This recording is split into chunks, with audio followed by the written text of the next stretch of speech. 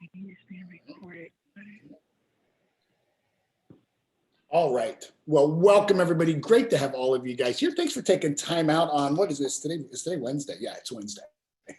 For a Wednesday evening. Great to have all of you guys here. I wanted to do this session because on Saturday, I don't know how many, Megan, were still kind of in the queue, but there were a bunch of people in the queue, and then we got flooded with emails of people saying, hey, are you going to do a bonus Q&A? So we wanted to do that to be able to answer any questions.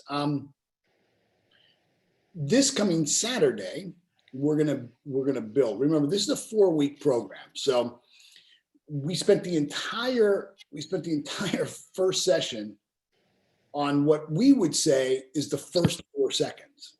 Right? So if you imagine, a sales engagement with somebody is going to last, maybe an hour, that 30 minutes to an hour in that first interaction, but that first 4 seconds is critical. Somewhere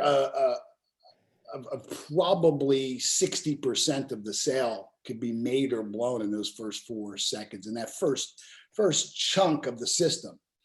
This coming Saturday, we're going to guide you through the entire system. There's nine steps in kind of the flow before you make the close with your prospect. And each one of those serves a purpose in, again, building this idea of micro agreements. And I just want to make sure that I really hit on that. I asked Megan to send me over the copy of the comments from Saturday, which is pretty cool for me because I can't see the comments when I'm teaching. So it was really cool for me to go back and read, all the comments. And as I could read the comments, I knew where I was in the PowerPoint from the comments and the questions that were being there. And I just wanted to really make sure micro agreements is what it's all about. Micro agreements is what it's all about. Because remember, we said that in order for you to gain access to the emotional mind of the buyer, you're going to do that through shock, fascination, or agreement. And it's critical that you access the emotional mind of the buyer. You need to bypass the logical mind and begin to work in the emotional mind, because the emotional mind is deductive. The emotional mind is deductive. What does that mean? That means that the emotional mind has no ability to reject an idea. See, in your conscious mind, in your logical thinking mind, you can accept or reject any idea. The law of polarity is at play, or we know it as the law of opposites, is at play in the conscious mind. So I can tell you something, and in your logical mind, you can reason with it, and you can say, well, I don't know if I believe that. I'm not sure if I agree with that. But anything that bypasses the conscious mind or is accepted in the conscious mind instantly and automatically makes its way to the subconscious mind or the emotional mind. And once it's there forever. It's there forever. Many of you are probably familiar in hypnotherapy, the process of regression therapy, taking someone back to when they were 3 years old or 4 years old or 5 years old and accessing memories. This is why you can hear a song driving in your car and instantly feel the emotion of the 7th grade dance that you were in. Or whatever, maybe it was a song that reminds you of a wedding day or some other kind of emotional event, and you experience that emotion as though it were happening right now, because the deductive emotional mind has no ability to differentiate between what's real and what's imagined. It accepts everything as real and right now. It's always here and it's always now in your subconscious mind. If you think about it, Holly and I are, I'm blessed to kind of be stepfathering little Caleb and Emerson, 5 and 4 years old. And they believe in Santa Claus. I mean, like, they believe in Santa Claus, right? There's no question about it. And the reason they believe in Santa Claus isn't because we're brainwashing them. We are. We're brainwashing them to believe in Santa Claus. Don't anybody tell them. But the reason why it's so easy to brainwash them is because before we are the age of 9 or 12 years old, we haven't developed our reasoning capacity. So they can't reason. So everything that's introduced to the child goes right into the subconscious mind and is accepted as truth. And not only truth, but their truth. Their truth. So little Caleb can't say, well, hold it. How does this guy get around from the North Pole and go to all the houses? You know, how does this guy with flying reindeer? I don't know, reindeer can fly. What's this thing with this guy, Rudolph? He's got a red nose and it illuminates the whole, no, he can't reason. So he just accepts it as truth. It's this part of your mind that if you've ever seen somebody bite into a lemon, your mouth waters. You're not biting a lemon. Why is your mouth watering? How many of you remember, come on, show of hands, how many of you saw the movie Jaws? Freak you out, right? Or you see one of the scary movies at Halloween, right? So here you are, Montez, you're sitting in the theater, right? For me, I don't know, I think I was 12 years old. I was in Pittsburgh, no ocean near Pittsburgh, right? You're in a dark theater, you're eating popcorn, you know, you got your big soda, and dun dun dun dun dun dun dun dun dun dun dun dun dun dun dun dun dun dun, right? And we all scream at the shark. Why are you screaming? Why are you screaming? You're not in the water. No shark gonna get you. Why, when you know the guy with the hatchet is chasing somebody around the house? Think of the movie Shining. Why are you? Oh my goodness! Why are you? It's because you're working with your emotional mind, and emotionally, you suspend reality, and you're in it, and you feel it is real. And so, what you're trying to do is you're trying to take the features, the benefits, the ideas of your product or service based on the problem that your client has, and you're going to agitate that problem.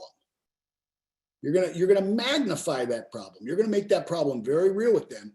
And your goal is to anchor your information into that subconscious mind, to bypass the conscious mind and go into the subconscious mind. How do you do that? Well, the very best way is through scripted language patterns said at the right tonality, scripted language patterns said with the right tonality, and then using one of these delivery systems, shock, fascination, or agreement.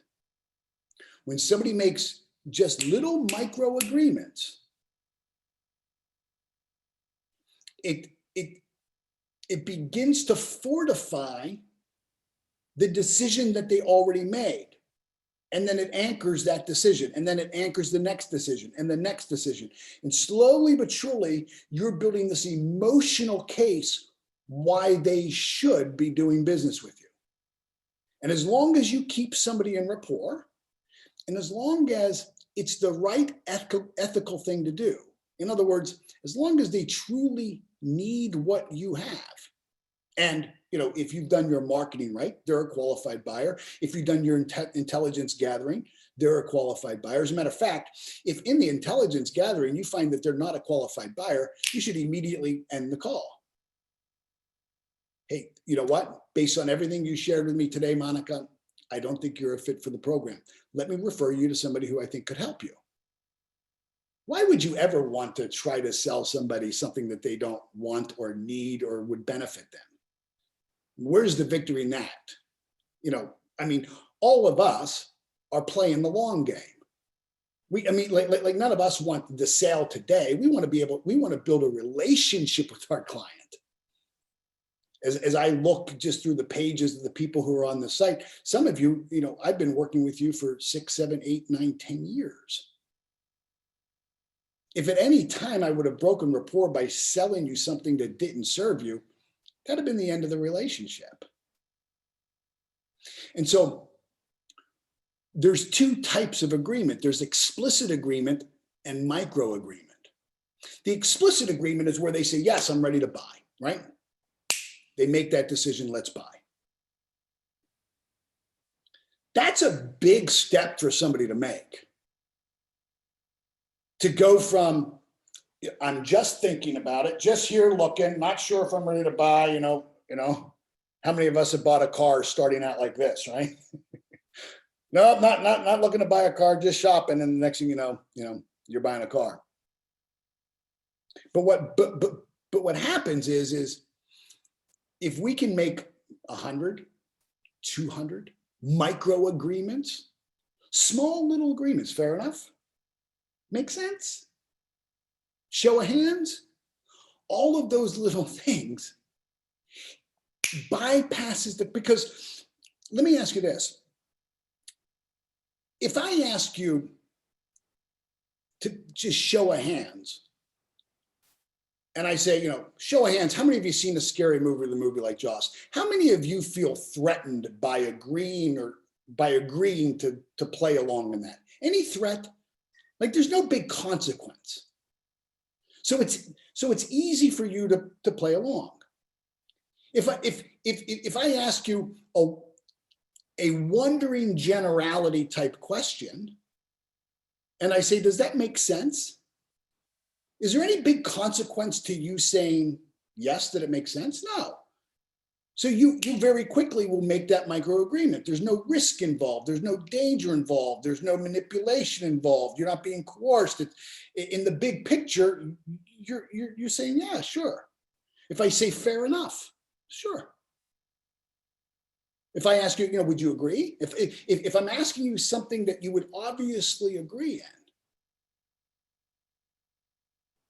and there's no big consequence to you saying yes, it's a micro agreement.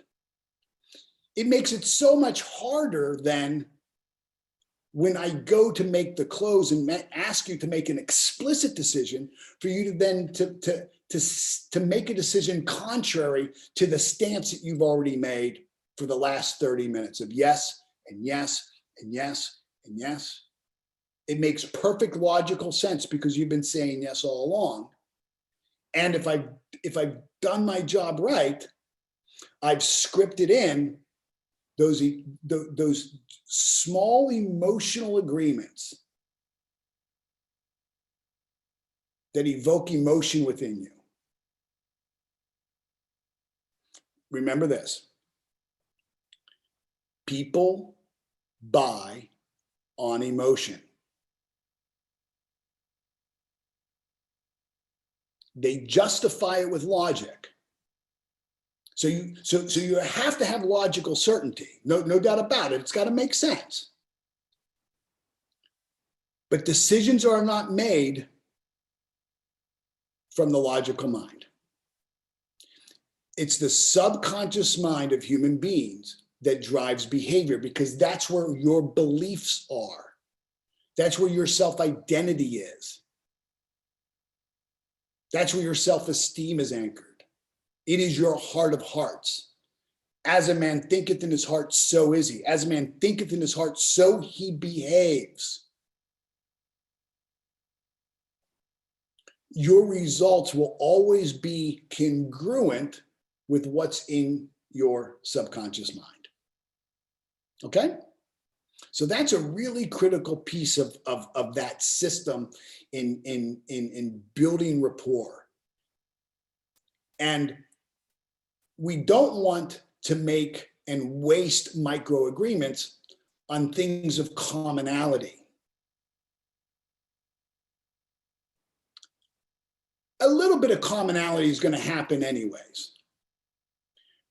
But if you get too familiar, you break rapport. If you just get too friendly, you break rapport.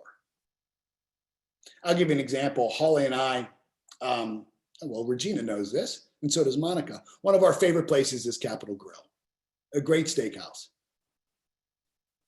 And we have a waiter that we would almost always use. His name is Charlie. And Charlie's great.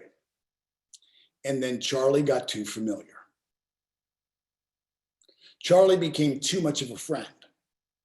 And so what happened is Charlie would, drop by and, drop off the drinks or drop off the plate of food, and he'd stand there and he'd talk.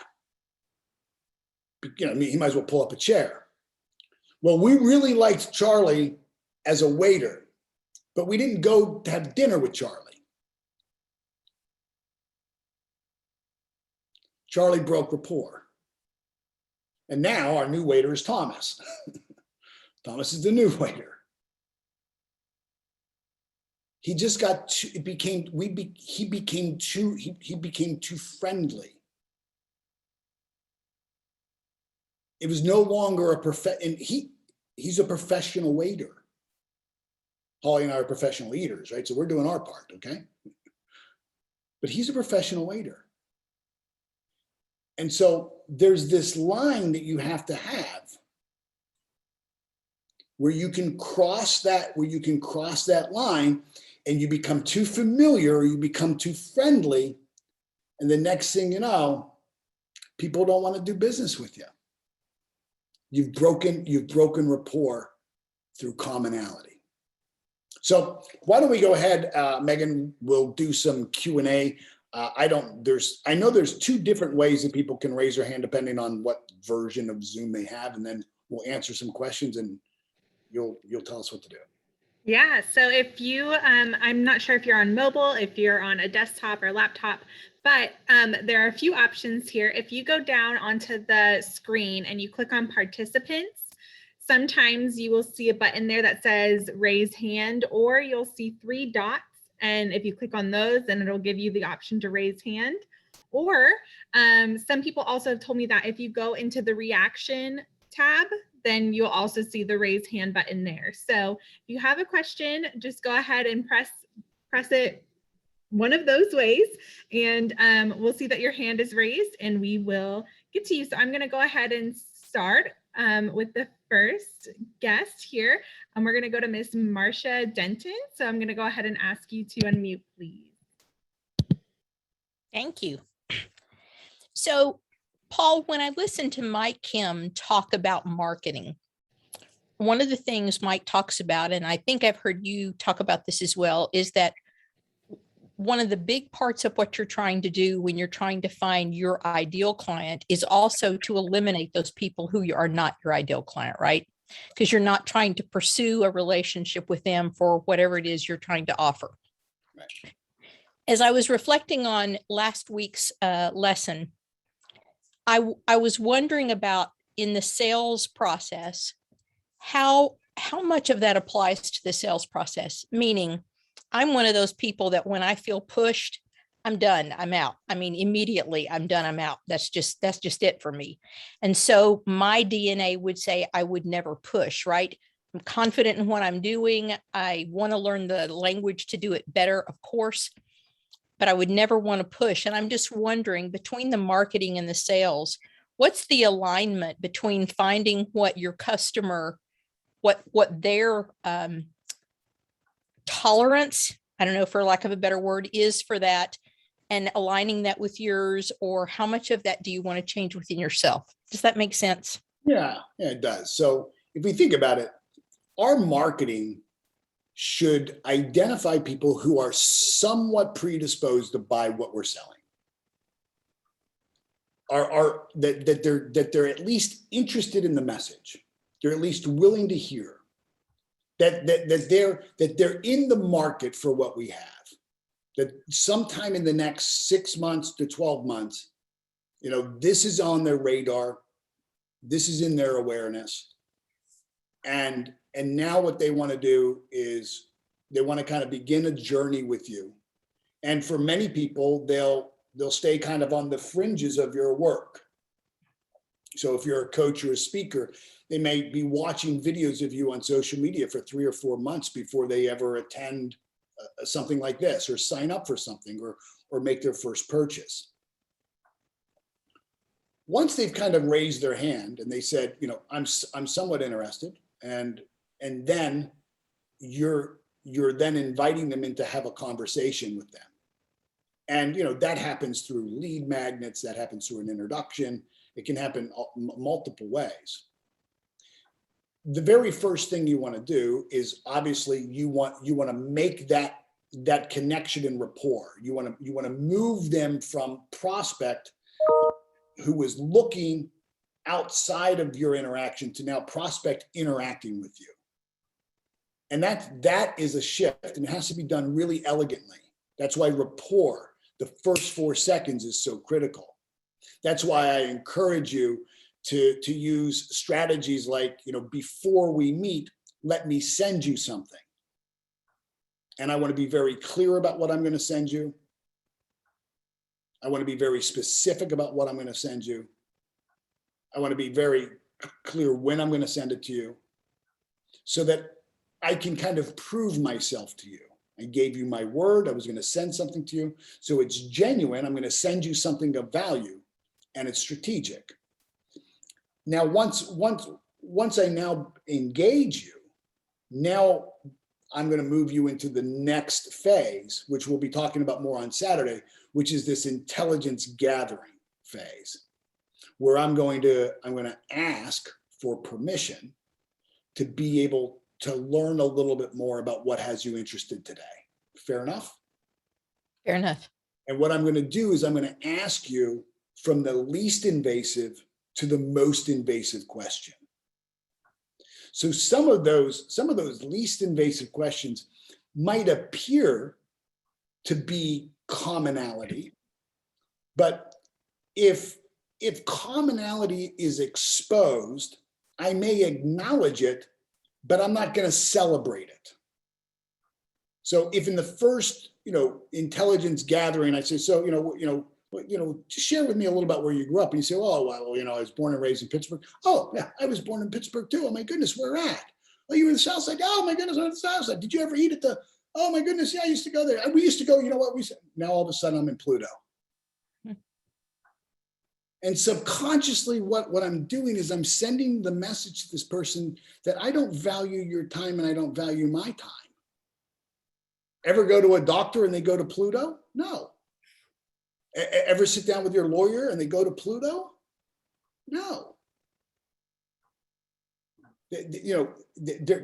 Let's stay on the topic. And so in the intelligence gathering, in probably the first 12 minutes, of the scripted questions, you're going to qualify that buyer. And so I think what you want to think about, Marcia, is what would qualify a buyer for you, right? So one would be price, right? That could be one. Right? Does this person have the funds to be able to afford what I'm selling, what I'm offering? That's one. Another, does this person have the need? Does this person have the need for what I'm selling? Another one, if you're a coach or a trainer or a speaker, is this person committed to the work? Because like if you're a coach and a speaker, let's say you're a coach, future clients are going to ask you, what's your success rate? And so if you've allowed, just anybody who can fog a mirror has a pulse to be your client, and those people weren't willing to do the work, you're gonna have clients that haven't accomplished anything. You don't want that. So I think you've got to be really clear about what qualifies someone, and you want to qualify them very upfront. Where are they in their life? Are they in a season of their life that is a moment of transformation or transition? And so I think that's where you got to be really, really intentional. And if somebody is a fit, then you're going to take them through the rest of the system. And if somebody's not, you're going to immediately end the call. You're going to immediately end the call. You should never stay on the call for 30 minutes or 40 minutes. if the person's not qualified and you're not qualified to help them, that's the reason for the call. The reason for the call is to discover if what you're offering is going to solve their problem. Right? Does that make sense? It does. Thank you so much. Yeah, you're welcome. All righty, thanks so much, Marcia. So next up, we have Michael Brown. So Michael, I'm going to go ahead and ask you to unmute, please. How are you, Paul? Great, Michael. How are you? I'm doing pretty good. I had a question on tonality, but you helped me with your master class, and I was just going to let you know that I had a speech today in Rotary, and I tried out your tonality advice, and I put that I really care about you before what I was thinking. And it not only made me feel better, I saw shock in the face of some people that knew me quite well. So and one other question I had was, you asked about how to qualify whether somebody has are going to put the time in. Do you have some questions that you might ask for that? Yeah, well, thank you, Michael. And it's amazing how powerful tonality is. I mean, a well-scripted language pattern with the right tonality timed in the process just it's music to the person's ear. It makes them feel so much more relaxed. Like you said, you can see it in their face. You'll feel it. It's an energy. Intuitively, you'll pick it up. So in the intelligence gathering, I might ask them to share a time in their life where they were really committed to something, and competing commitments showed up, and they weren't able to break through those competing commitments. Okay. Or I might ask them to share with me, as you think about what you want to do, Michael, and it sounds like you're really committed to this right now. It sounds like you're really committed to this right now. But I think you and I both know that life shows up, right? Life shows up. And when life shows up for you, there's going to be some competing commitments. How are you prepared to kind of take those on? Okay. And I'm just going to listen. And I'm going to ask in that, like, I really want to know. Like, I really want to know. Like, what have you done to overcome some of those times where you've been really committed? I really want to know. What have you done to overcome some of those times? Past behavior is, at some level, a good indication of future behavior too, right? Not always, but it's something that I want to know. It's something I want to open up and might explore more. I might ask, when you think about your hopes and dreams, Michael, what do you think could get in the way between you, making a decision and really going after it? Right? Okay. Yeah.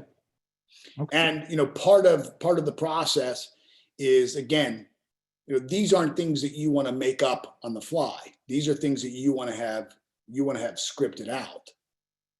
And done right, you would have 4 or 5 pieces of paper in front of you so that you can know where you're at and know, okay, if they're leaning this way, then I'm going to take them to this type of questioning, right? And if they're going this way, I'm going to take them to this type of questioning, right? Does that make sense? Yeah. Thank you, Michael. Thanks, Michael. Next up, we have Ashley Gerber. So I'm going to go ahead and ask Ashley to unmute, please. Hi. Hey, Ashley. How are you? Good. How you doing? I'm good. So my husband and I are realtors, and I wanted to ask if you've ever worked with realtors. So how we're marketing right now is Google ads, and we're about to start running some Facebook ads. Probably our biggest issue is after I talk to people on the phone, having that first meeting with them. So I know not everybody's going to meet with us and not everybody's qualified. You know, we don't want to work with everybody, and they don't want to work with us necessarily. But I wish I had a more specific question to ask you. But do you have any tips for realtors and just even getting that first face-to-face meeting? Yeah, I've worked a lot with realtors, spoke at the National Realtors Convention in San Diego before, and done a lot of work with real estate companies and agents. So if I understand correctly, the challenge here is they respond to an ad and they actually get on the call with you. And the next action step is for them to have a one-on-one meeting with you. Yeah. I would have to say I'm not really, I don't think I'm actually really certain that that's even what my intentions are all the time, is to have that one-on-one meeting. I'm kind of feeling out the conversation a lot of times. So we definitely want qualified people to work with us because we know we can help them and we really do care. We're obviously not going to convince anybody to buy right now. I mean, that's a big decision. It's their decision, you know, Yeah. But at some point they're going to buy, and we want them to work with us. So, you know, that first dating, you know, is rocky for me. And I'm learning about like the feminine and masculine energy, and I have a tendency to be that high. I'm an ID. And I'm learning how to do more inviting and question asking. I'm growing in that. So that's another area where I feel like if I grow in that more, I'll have more success. Yeah, I think also, I mean, if you're scripted, you'll have it's something like a 73% increase in closing ratios if you're scripted. Just by being scripted, you increase your closing ratio by 73%. I mean, that's amazing if you think about it. So I spoke about this a little bit, Ashley, this topic that I'm going to share now. And it's this idea of action thresholds. Okay. So what's happening now is somebody's responding to Google and you're doing what we would call intelligence gathering, right? You're qualifying them. Are they ready? Where are they in the market? Where are they in that decision-making process? And obviously, if somebody says, you know, we're looking to sell in the next, 60, 90 days, right? You want to meet with them. If they're thinking, well, you know what, we're thinking about it. There's going to be some life changes here. You know, my husband or my wife is going to retire in the next 12 to 18 months. Well, you might not want to go meet with them right now because you want to honor your time and their time. And then there's those people, like I said, that you do want to meet with, and yet you can feel the hesitation over the phone. They're not quite ready. And so this is where you have to have offer dexterity. Offer dexterity. You have to be able to lower the action threshold for somebody to take a smaller step to that meeting. And so maybe it's another call, right? Maybe it's another call. Maybe it's if I were to arrange for one of my other clients who we did business with to call you and just share their experience with you, would you be willing to accept the call? Maybe that, right? So you're looking to how can, if there's some reluctance, if there's some hesitation or they're reluctant to go where you want them ultimately to go, what is a lower action threshold that's safe for them, keeps them in rapport? And what I mean by safe is there's no big consequence, right? That they're not making the full commitment of either price or time, right? Or other things. Because for some people, the commitment to meet with you for an hour is as great as the commitment to list with you, right? Because, an hour of their time, if they're super busy, like most people are, that's a big deal. So I'd be looking at my offer and say, do I have dexterity? Can I maneuver this in maybe a different way? Can I break this down into steps? So maybe it's, can I send you some information, or can I send you a video and then, let's talk next Thursday. Ultimately, what I'd really like to do, Mary, is I'd like to meet with you in person. But there's some stuff that we can do before we meet. And you're lowering that action threshold. Does that help? Megan's yeah, good. Okay, good deal. Thank you, Ashley. All right. Awesome. Thanks, Ashley. Next up, Paul, we have Linda Brewer. So I'm going to go ahead and ask Linda to unmute, please. Hi, how are you? Good. Hey, Linda, is your camera on? Can we see you by chance? My camera's not on because I'm not presentable. Okay, no problem. Can you share how you transitioned from the server that had become too friendly to the other server and kept the rapport with the prior server? Yeah, I mean, the relationship dynamic changed. He went from being our professional waiter that gave us excellent service, that was friendly just enough, but not too familiar, to becoming our friend. And so now when we go in, we now have Thomas, who's our waiter. And who came to our table last time, Holly, right? Charlie came up. Hey guys, how you doing? It didn't, like Charlie didn't seem offended at all. Charlie was fine. He was happy to see us. We've become friends with him. But again, when we go to dinner and we bring in, let's say, we've had dinner with Regina and her husband Roger. We want to talk to Regina and Roger. We don't want Charlie to talk to Regina and Roger. And Charlie got too familiar, and so yeah, it didn't feel awkward for us, and for Charlie. We were just walking the relationship that we had, and the relationship had turned friendly. Now we'll probably loop back and give Charlie another shot.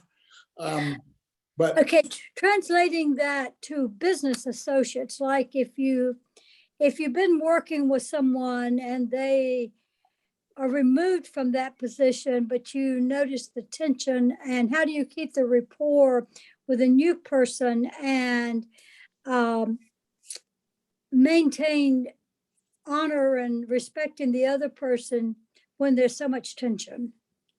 Yeah, that's hard to say because there's so many different dynamics between what tension is and what's going on there. Each of these situations are different. But I think what I would do is I would hone in on the word that I've used a couple of times already, and that's elegantly. There's an elegance. There's a grace to this, right? You've heard me how many times already in this teaching have I said, make it safe for, right? Make it safe for someone to say yes. Make it safe for someone to say no. Make it safe for someone to be in that relationship with you, that you're not going to keep score against them, right? Make it easy for people to come back and do business with you. I can't tell you the number of times, people have had me, I've coached them, and, quite frankly, I promote a lot of people, and I'll bring in like my friend Paul Shealy, and 4 or 5 of my clients will not hire me. They'll go and hire Paul next, and they'll work with Paul for a year or two, and that's great. Right on. I've introduced people to Les Brown. I've introduced people to so many people. I'm coming from an abundance mindset, and when they go work with one of these other people, I'm happy. I want them to be served. Right? And so I think if you stay in that, keep it elegant, give them grace, don't keep score, make it safe. I think, if you have that mature approach to relationships, I think it makes all the difference in the world. Thanks, Linda. Thanks for jumping in. Thank you so much. Alrighty, I'm just going to recap how to raise your hand if some of our new friends who just jumped in.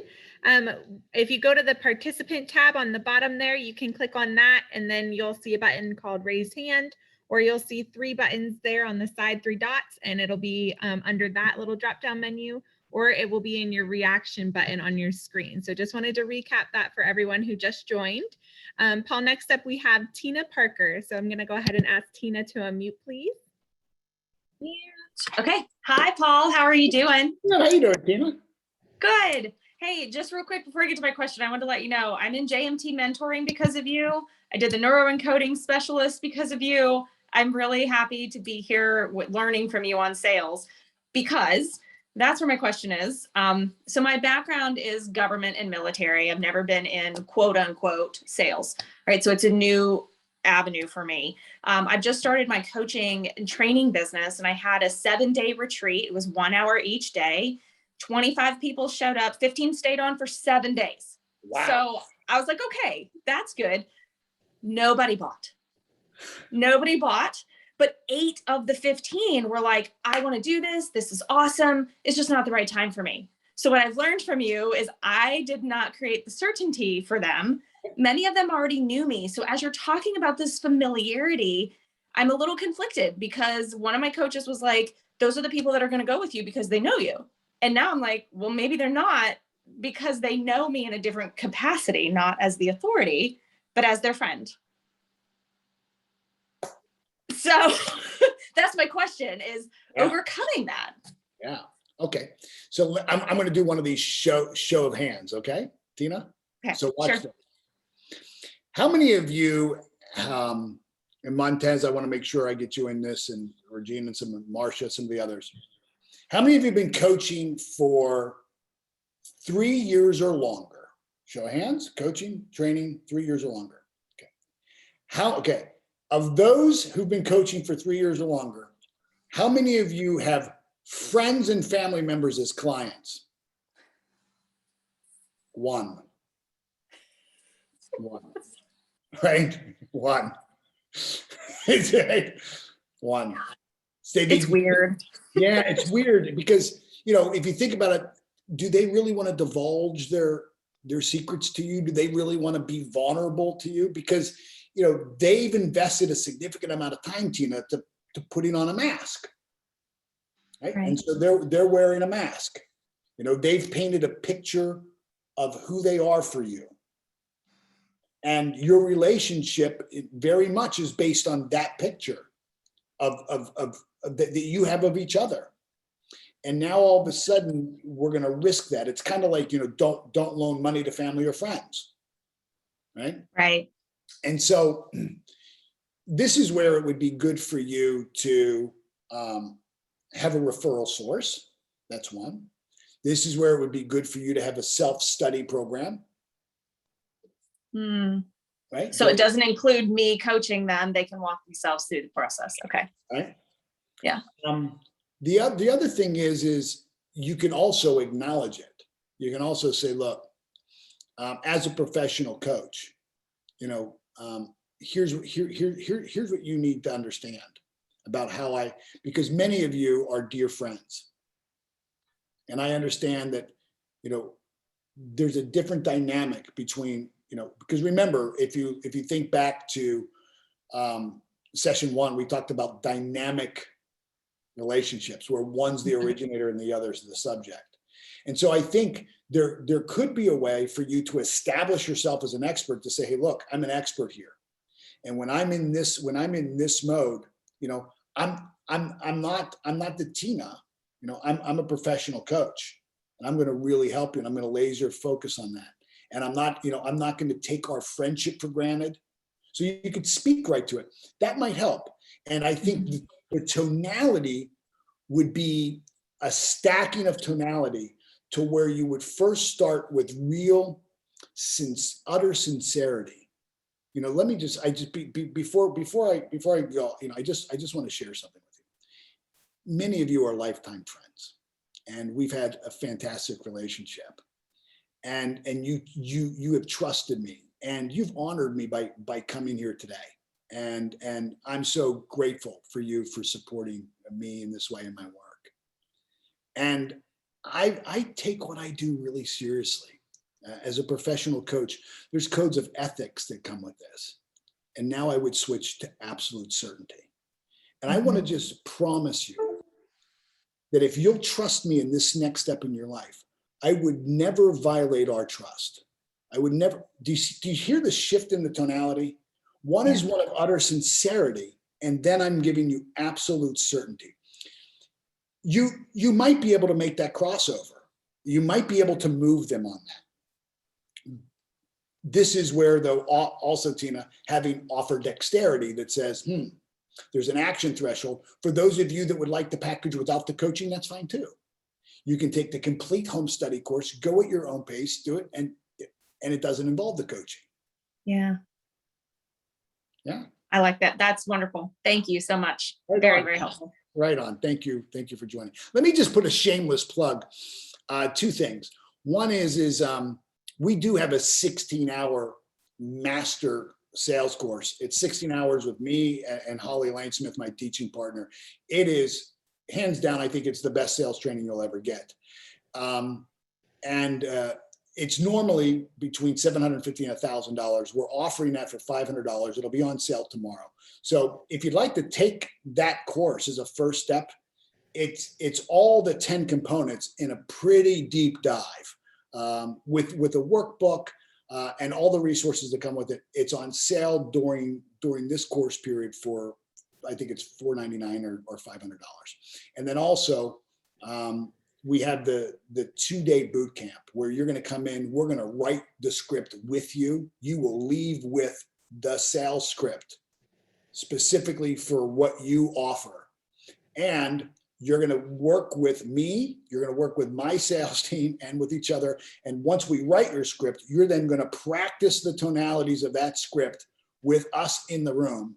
And you're going to practice those tonalities. So when you leave that 2 days, you're going to have that. You're going to have your sales script. You're going to have your tonalities. You're going to be on your way. Leading up to that, myself and my team are going to work with you from September to December, taking you through that 16-hour course. Live calls, teaching you all the way through it. So you're not doing it through a self-study program. You're actually doing it with us. And we're going to walk you through the months of September, October, November, and December. So we're going to pour into you for 4 months through bi-weekly calls to get you ready for the 2-day course. As a bonus, we're going to be adding in a Saturday workshop with me where I'm going to help you create your offer before you come in. So this way, I'll be able to help you craft your offer that will be consistent with the whole system. So again, the boot camp is $2,000, I think it's $2,497 or $2,500. It includes the 2 days. It includes that $500 sales course. It includes all the live calls leading into it. It includes lifetime access to the 4 free sessions that I'm doing now. And we're just adding now the bonus of the weekend workshop. So somebody will put in the comments how you get a hold of that, but love to have you. If you really want to master this, if you really want to have somebody help you and walk you through the script and just have it once and for all, you've got a script and I'm going to hear your script. Nobody's leaving there without me hearing your script. You're going to know that you've got something. Now, look, that script will evolve over time, right? That script will evolve, but you'll walk out of that with the script that you can have 100% confidence in. Okay? Okay, Megan, what else we got? Who's next? Thanks, Paul. Alrighty, next up we have Marlon Bravo. So I'm going to go ahead and ask him to unmute, please. Thank you very much, Megan. Hello, Paul. Finally, I'm happy to be in a call with you because I think it's something I've waited for a long time. Through all the GMT studies that I'm doing right now, through all some courses I took on the page. So I'm really honored to be here. My question is that, for example, I work for, we have a family business that is education, private schools here in Honduras. And we've had the problem that many clients that we've had have moved for various reasons, economic reasons, or for some reasons. My question is, how can I show them confidence that they can come back to us and they'll have like a better service than what they had before? Or how can I project this to new clients?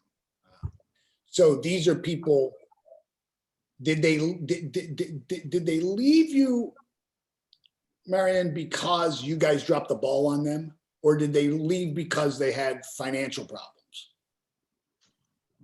Sometimes it was financial problems, but I think that many times was because we disappointed them in some reason, Yeah. or in that kind of manner.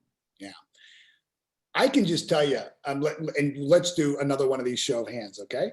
Okay. So go back to the gallery show. Just show of hands. How many of you value an honest, heartfelt apology when somebody dropped the ball?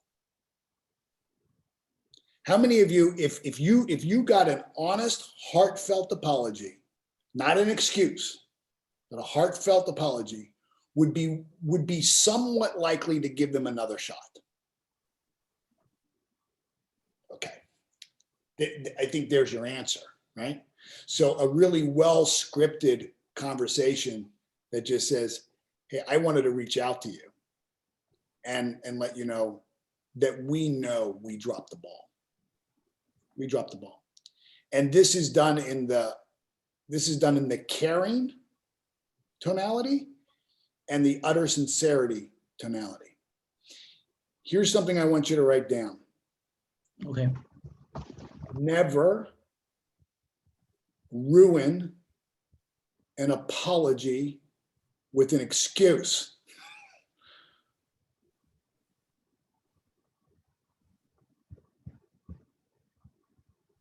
Don't, hey, I want to apologize that we didn't, we didn't live into our word, but, the teachers were, no excuse. We dropped the ball. You expected better from us. You had every right to be disappointed. As a matter of fact, we're disappointed in ourselves. I wanted to just, if you would be willing to give me some time, I would love to share with you some of the ways that we've rectified this and changed it. And I don't want to do it on this call, because this call truly is for me to say that I'm sorry and to let you know that I know we dropped the ball. But if you'd be willing to give me an opportunity to speak to you about some of the changes that we've made. Okay. Show of hands, how many of you would be willing, somewhat likely, to show up on that call and give them at least hear them out? Yeah. But see, you don't want to do it on that call because you break rapport. You see that? Yes. Okay, so, hey, I'm really sorry. So let me tell you what we've done. And now let me try to enroll you again. No. Biblically, it's let your yes be yes. Let your yes be yes. You've dropped the ball. The ball's been dropped. Own it. Own it. I'm sorry. So it's the step. Maybe Holly, you can talk to this, the power of tonality stacking, right? Going from utter sincerity to I really care, to utter sincerity. Why is stacking tonality so powerful? Like, what happens in that conversation? I know you weren't prepared for that, so I'm sorry. That's all right.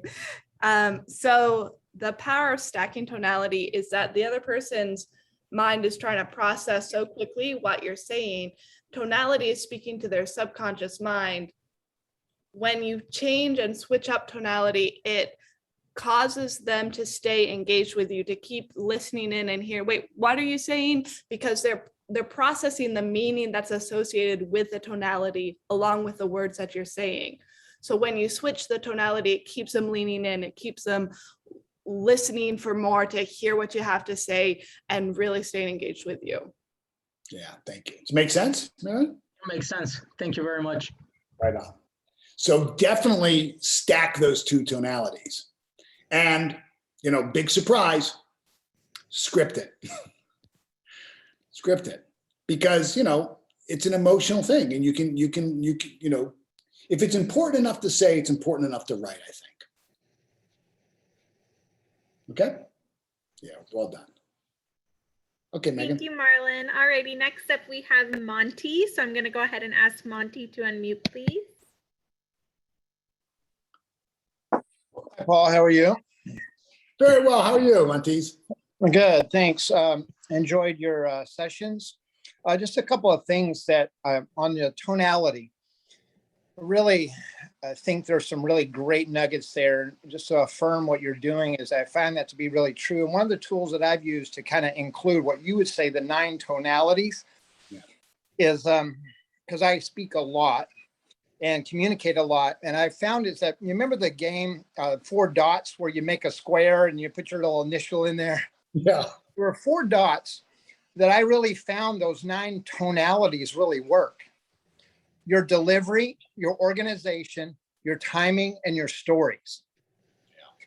And if you connect those dots, those tones change. The pace changes. My question to you is that what we're finding in the organization in which I get to be co-owner and a part of, and the complementer, is that we find that if you develop a tonality that has a signature to it, they hear life in your eyes. There's a pace to who you are. And there's also an ability, like you talked about in your session last weekend, about active listening, to be able to just fully stop. And there's a phrase that I really kind of come to own in terms of something that we do is hear them to the end and make your response shorter than theirs. Mm.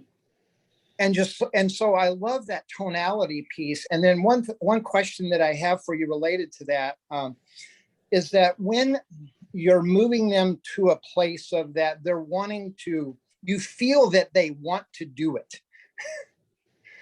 And you know some of the things, because if you've done your due diligence and done a little homework, you know quite a bit about whom you're talking to. At least that's our discovery.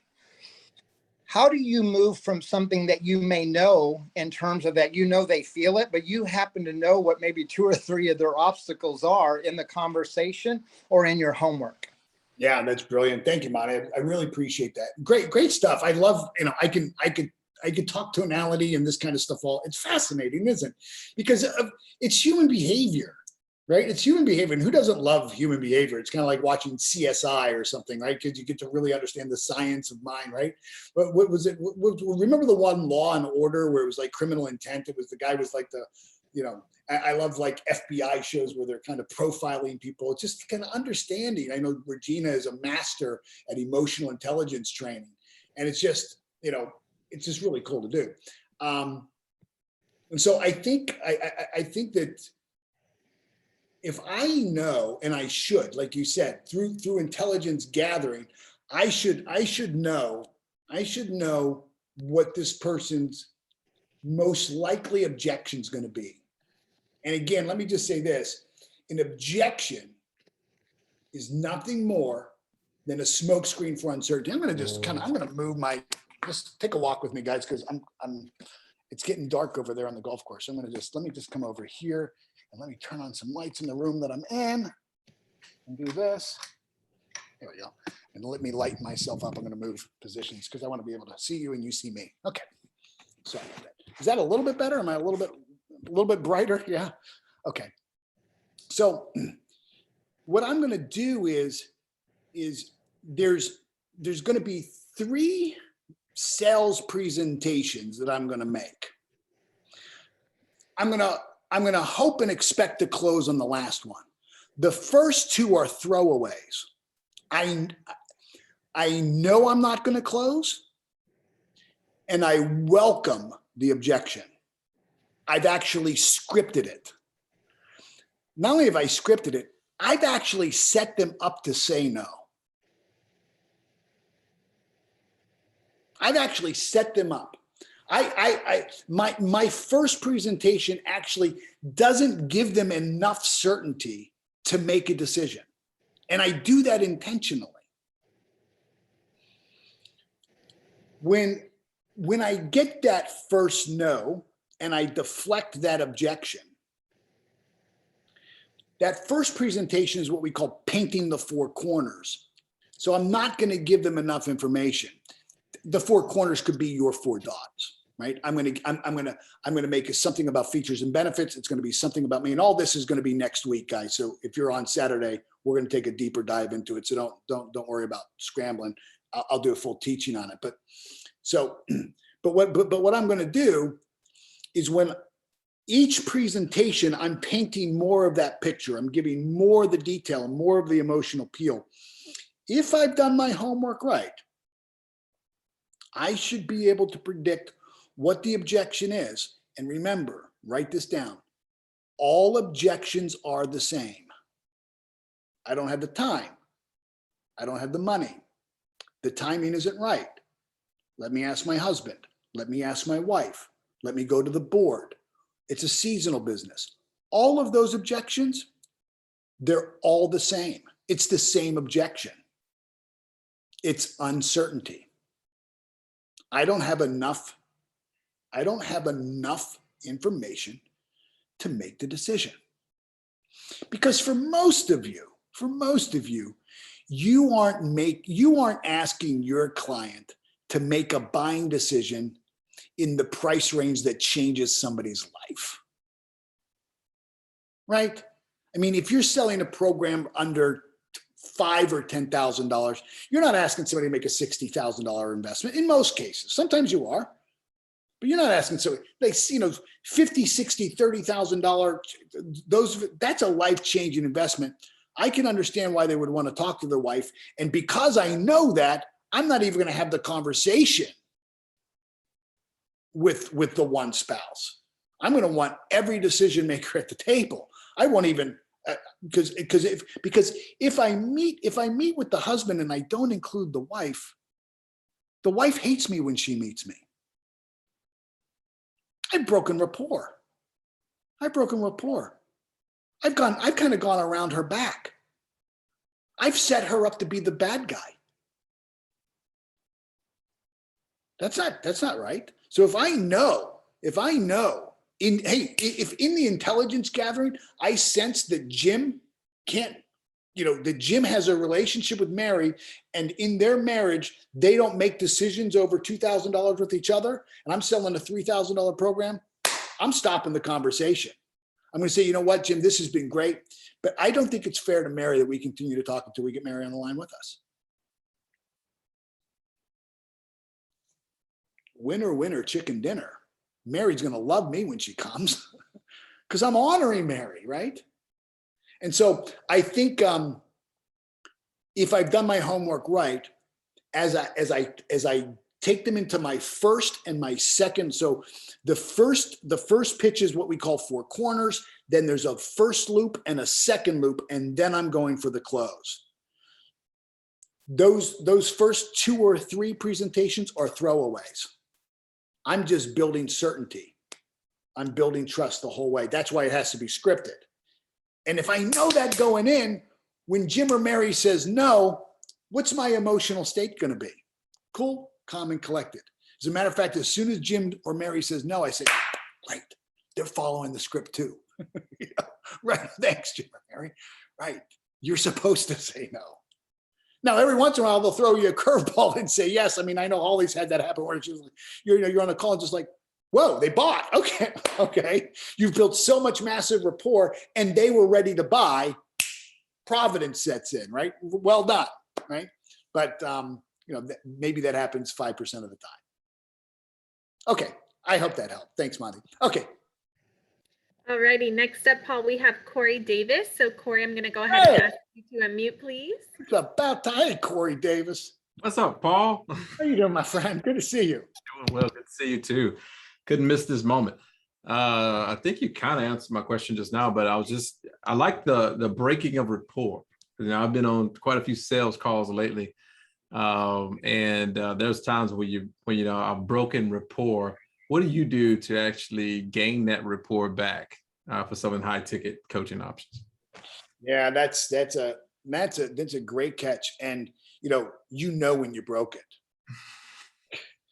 right? It's like, boy, you feel it, don't you? Yeah. Oh yeah.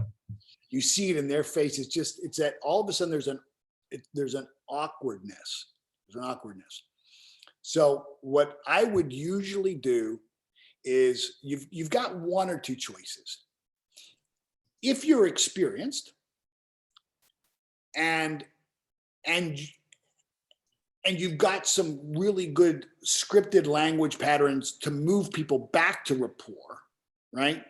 you can sometimes pull it back. And so it's hard for me to give you an example because those are so fluid. You almost have to have that energy. So if you're masterful enough and skillful enough, you can use a scripted language pattern and a right tonality to bring them out. And usually that tonality is authority. It's you've got to take massive command and move them back right into the channel, right? Remember, in a dynamic relationship, rapport is all about authority, not control, authority.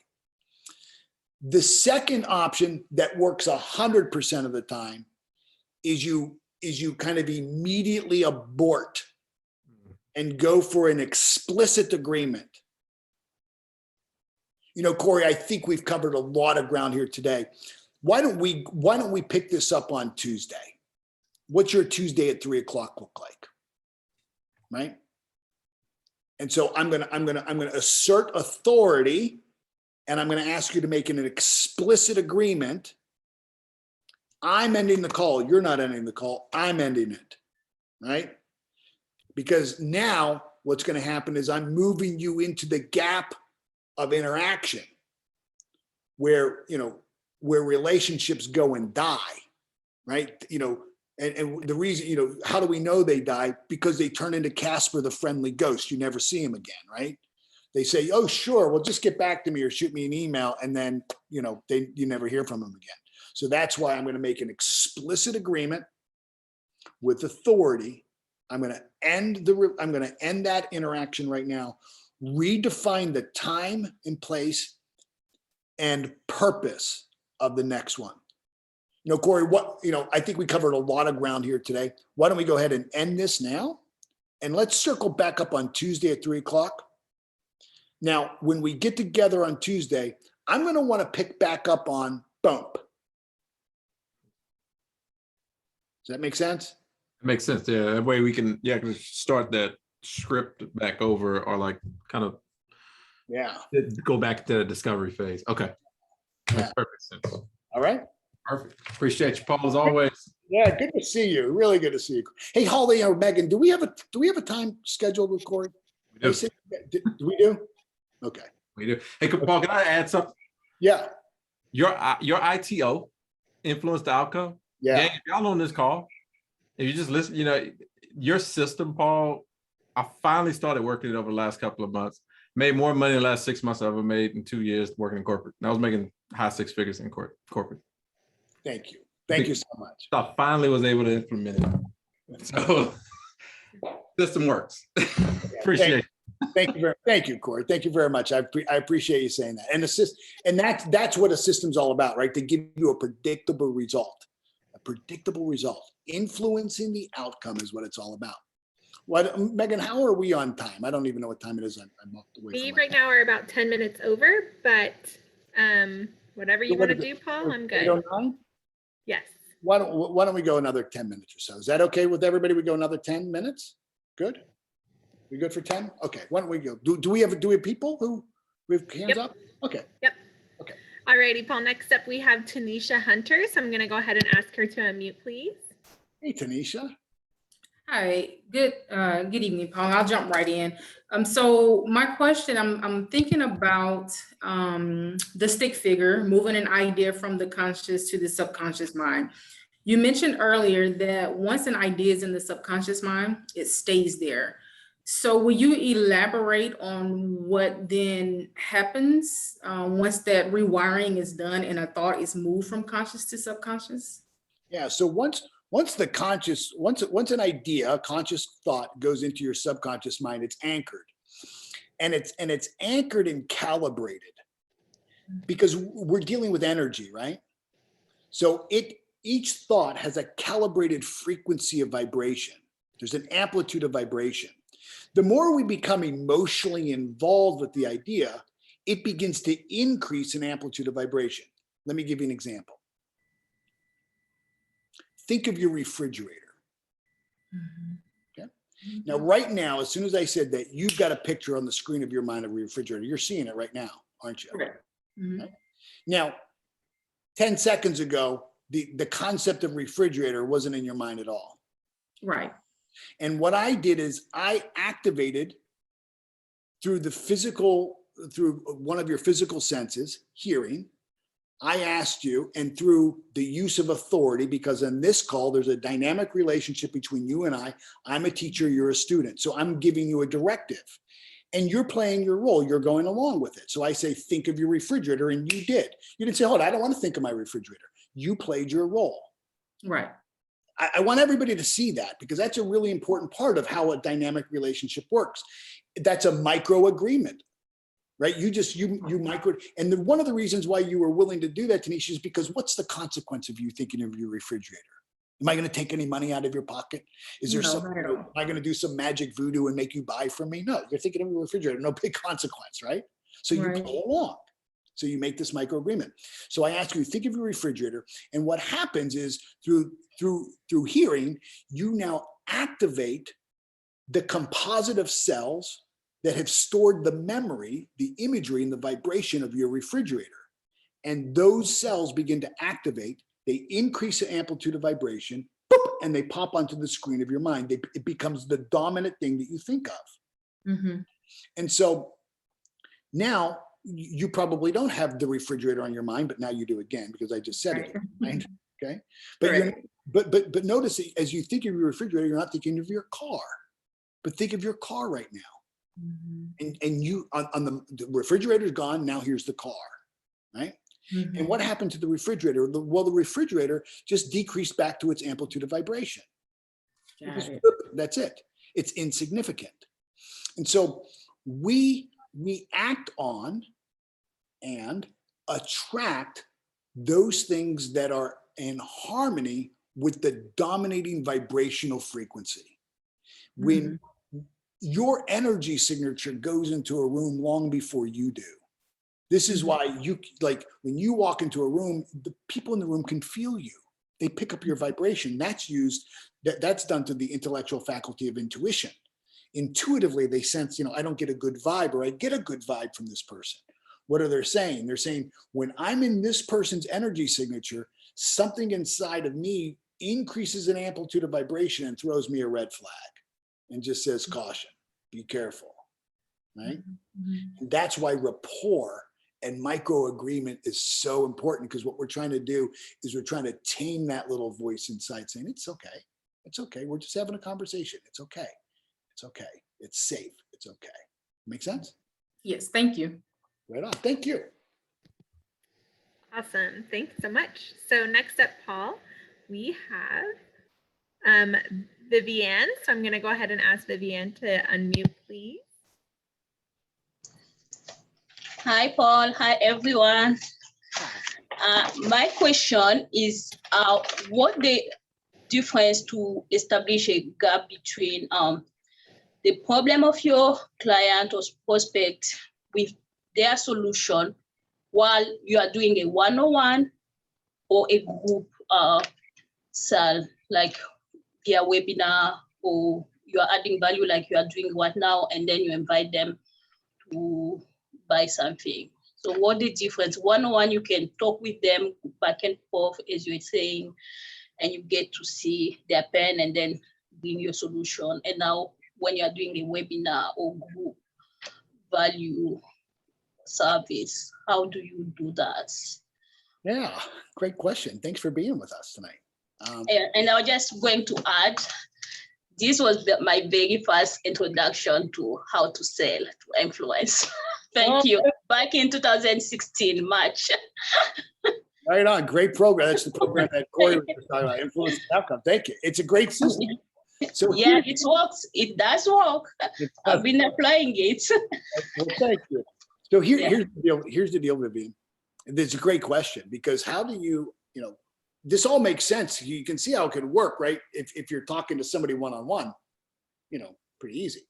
But now it's, 1 on 500 or 1 on 1,000. What do you do? So this is where several things come into play. One, qualifying your audience. Most of the people on this call have a desire to grow in sales. So what are some of the common obstacles? Well, it's confidence, it's self-confidence, it's skill set, It's, they don't feel comfortable talking about the sale. They get nervous. They don't know what to say. It's they don't have an offer. They're not sure how to price themselves. Those are some of the common problems I would imagine. I mean, if I mentioned one of your challenges, raise your hand. If just now, if one of those things is true about you, raise your hand. Yeah. So we've qualified this audience through all of our marketing by saying this is what we're going to be talking about. So that allows me first to make sure that I'm in the ballpark, right? I may not be speaking, like I might not know, like Beverly may have something completely different than, gotcha, Beverly. Beverly, I'm just picking on YouTube because you guys are right there on my screen. So Beverly might have something completely different than Peggy. They might have, and Karen, all three of them might have three different, problems, but I would imagine that they're probably somehow interconnected. So one is I'm going to make sure that my invite is going to be broad enough of a topic, and yet I'm going to hone in on things, right? I'm going to hone in on some of the problems when I'm doing the presentation. The second is I'm going to make sure that my offer speaks to as many of those things as it could be.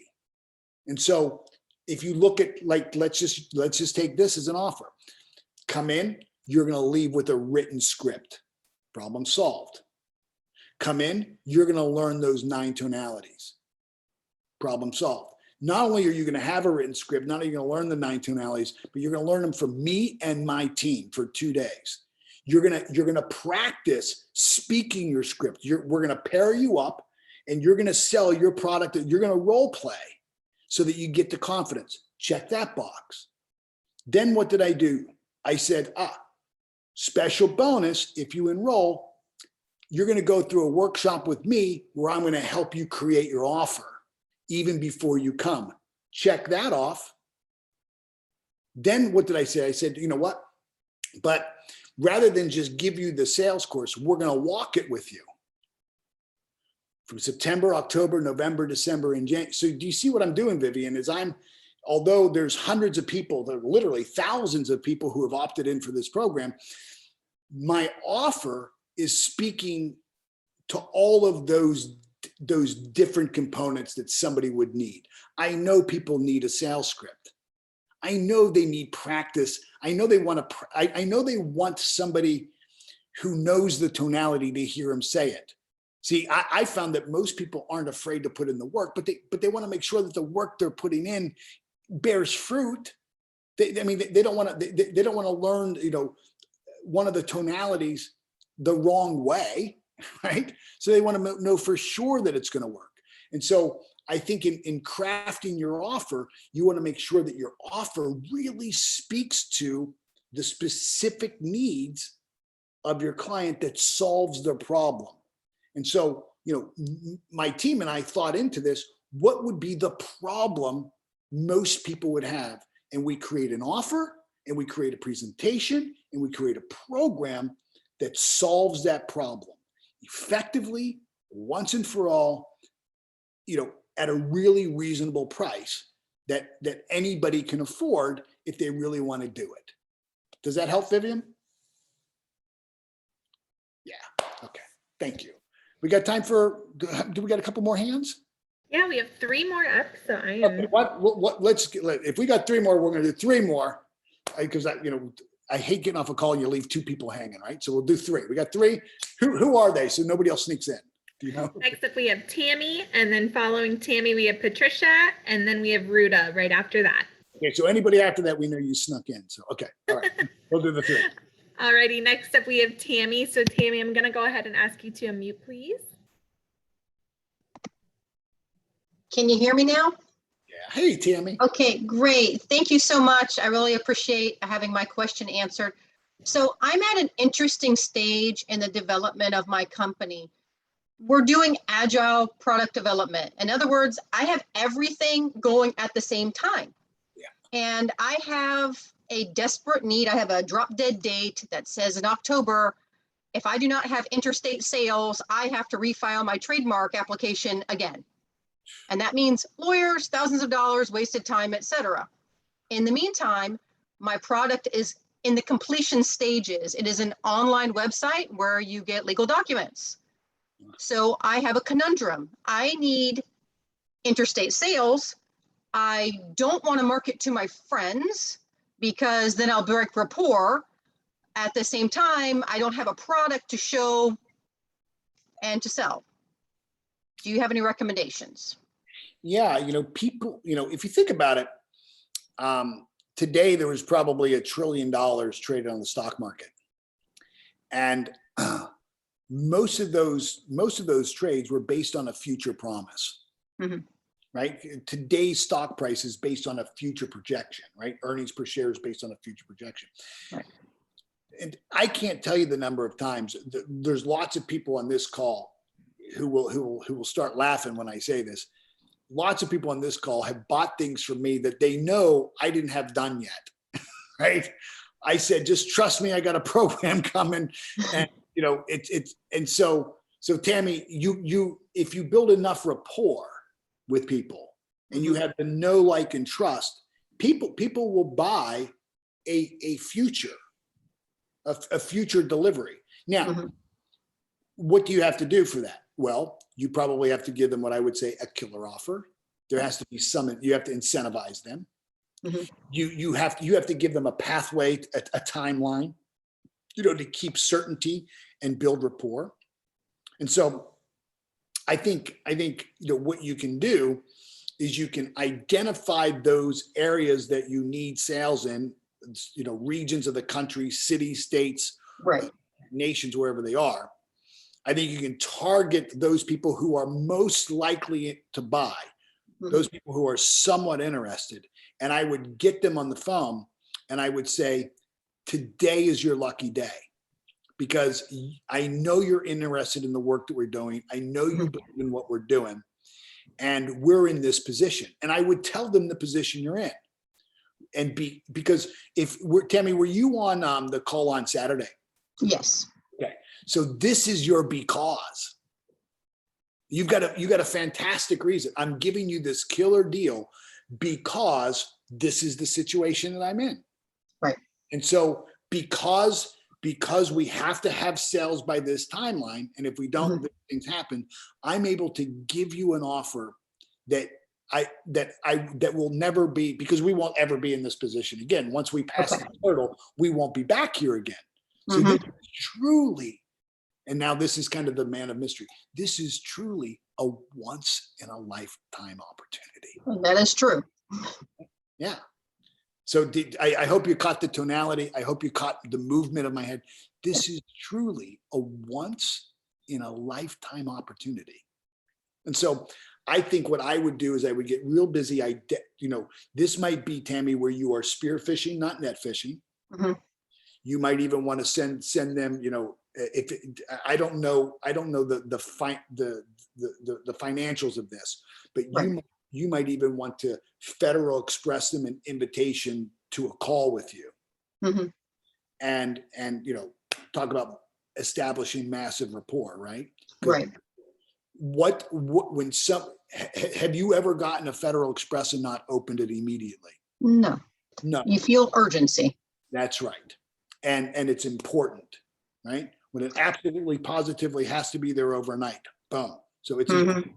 And so I would, the economics of this. I would send them, Federal Express them, DHL them an invitation. I would get them on the call and just say, look, I've chosen you of all the people that we're looking for because here's an opportunity and I want to present it to you first. That's what I would do. Okay, thank you. I appreciate it. Thank you, Tammy. Two more. All righty. Thank you so much, Tammy. Next up, we have Patricia. So I'm going to go ahead and ask Patricia to unmute, please. I'm unmuted. Can you hear me? Yep. And I'm trying to undo the camera, but it doesn't seem to be bringing my camera up. Oh, there I go. Okay. Hey, there you are. How are you? I'm great, Paul. I have a couple of questions from going through the class and listening and trying some of what you've said. Starting off, you said don't take an appointment without scheduling. So I had I'm making calls for Lunch and Learn. And so the individual broker said, well, I'll call you Monday after 1. So I emailed him and I said, I emailed him and said, let's set a time so that we don't play phone tag. So I got ghost, no sound or anything. So I followed up today to reaffirm, really want to meet with you. Let's schedule, let's set a time, let's book a time. First I sent him my Calendly. So I don't know if I offended him or maybe creating my own story.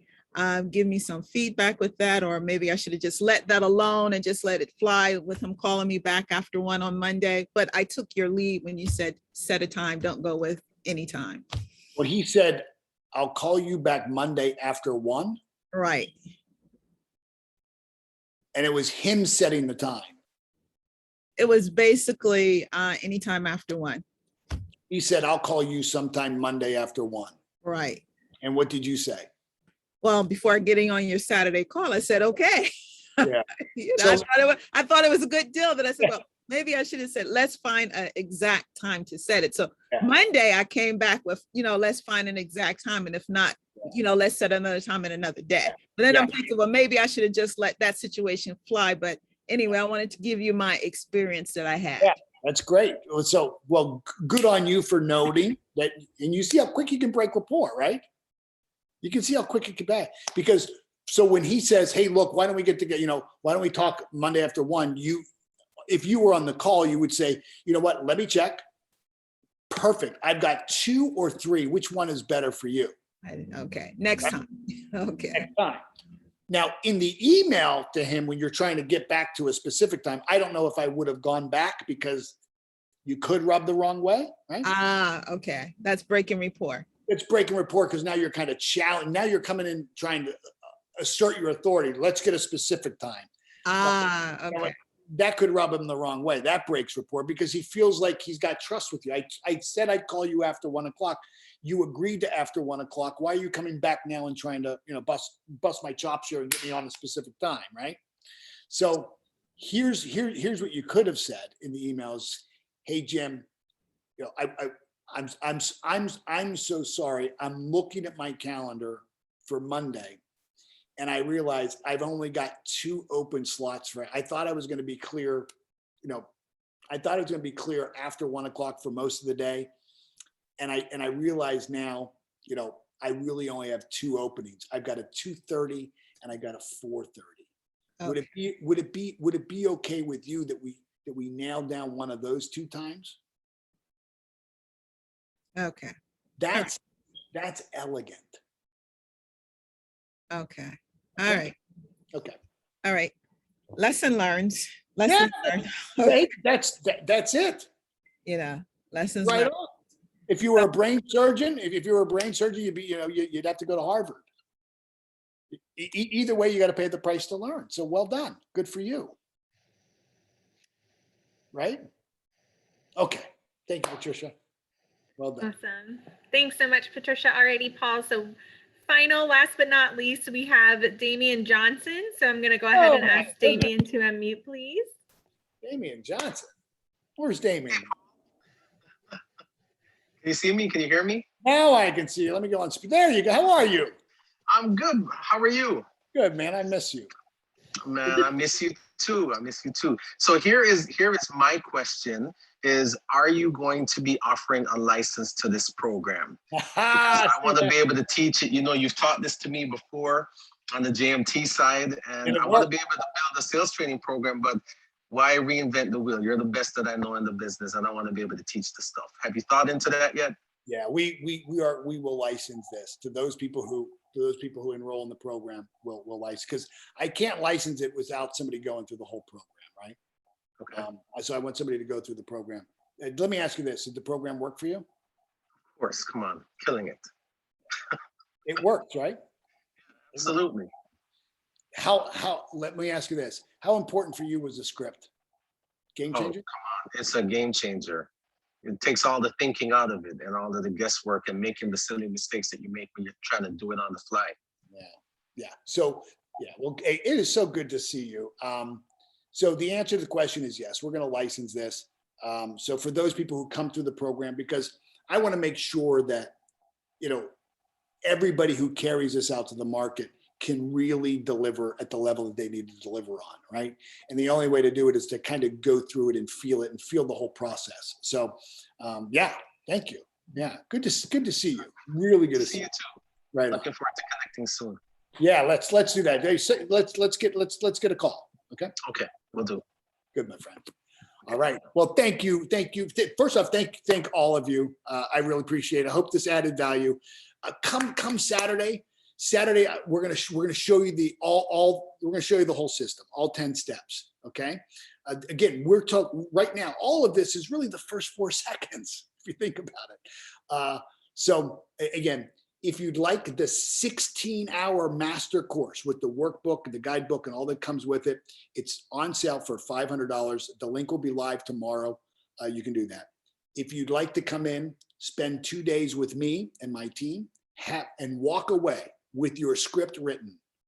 Walk away with you knowing those tonalities and knowing the tonalities on your script. Having the 16-hour course done before you come with me and my team guiding you through during the month of September, October, November, and December. And having a whole day Saturday workshop with me helping you master craft your offer. So you have that offer dexterity for $2,500. I'm telling you, it's a steal. There will be limited seats. It's a mastermind group, so there's only so many people we can put in each group to make sure that we give everybody the attention. Would love to have you. If you think about what you sell, I don't know what you sell, but for most of you, if you sold 1 or 2, maybe 3 or 4 coaching packages, if you sold 3 or 4 coaching packages, this would pay for itself. And I guarantee you, if you go through this program, I guarantee you, you will close more than enough to pay for this course. So thank you all very much. I hope you come on Saturday. It's packed full of content. I promise. No big sales pitch, full of content. Come ready to write. Okay. My goal is you have a hand cramp at the end. All right. So thank you all. Megan, Holly, you guys are the best. Doesn't get any better. Thank you guys. Be well. Bye-bye.